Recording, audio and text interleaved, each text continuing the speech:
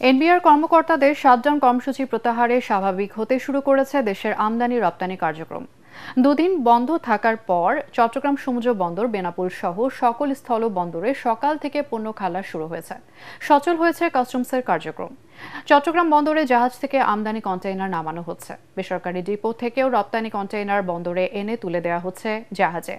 আমাদের প্রতিনিধিদের পাঠানো তথ্য ছবিতে আরও জানাচ্ছেন ফারহিন ইসলাম টুপা। এনবিআর সংস্কার ঐক্য পরিষদের শাটডাউন কর্মসূচি প্রত্যাহারের পর সচল দেশের বন্দরগুলোর আমদানি রপ্তানি কার্যক্রম। সকাল থেকে পুরো দমে শুরু হয়েছে পণ্য খালাস কার্যক্রম।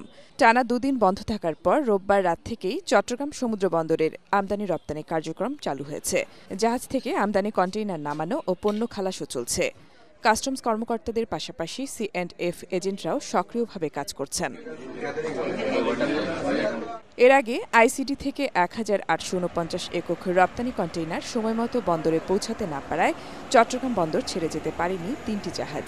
চট্টগ্রাম বন্দর কর্তৃপক্ষ জানায়, বন্দরে কন্টেইনার ডেলিভারি সহ সকল কার্যক্রম এখন পুরোপুরি সচল।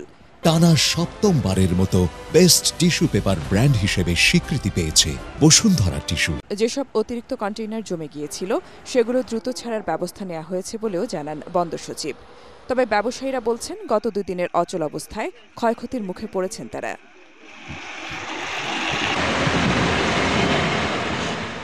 এদিকে দুদিন বন্ধ থাকার পর কর্মচাঞ্চল্য ফিরে এসেছে যশোরের বেনাপোল কাস্টমস হাউসে।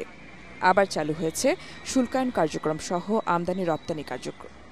বন্দর চালুর বিষয়টি নিশ্চিত করেছেন বেনাপোল কাস্টমসের অতিরিক্ত কমিশনার HM শরীফুল ইসলাম। বন্দর কার্যক্রম স্বাভাবিক হওয়ায় স্বস্তি ফিরেছে ব্যবসায়ীদের মাঝে। সকাল থেকে চাঁপাইনবাবগঞ্জের সোনা মসজিদ স্থলবন্দরের কাস্টমস হাউসে শুল্কায়ন কার্যক্রম শুরু করেছেন শুল্ক কর্মকর্তারা। ফলে বন্দর দিয়ে বাংলাদেশ ও ভারতের মধ্যে আমদানি রপ্তানি বাণিজ্য কার্যক্রম আবারও সচল হয়েছে।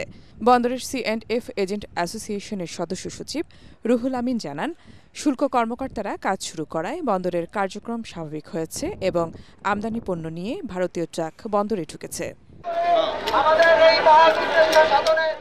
গত শনিবার জাতীয় রাজস্ব বোর্ড এনবিআর সংস্কার ঐক্য পরিষদের ডাকা শাটডাউন কর্মসূচির কারণে চট্টগ্রাম সহ দেশের সব কাস্টমস হাউস ও শুল্ক স্টেশনের কার্যক্রম বন্ধ ছিল।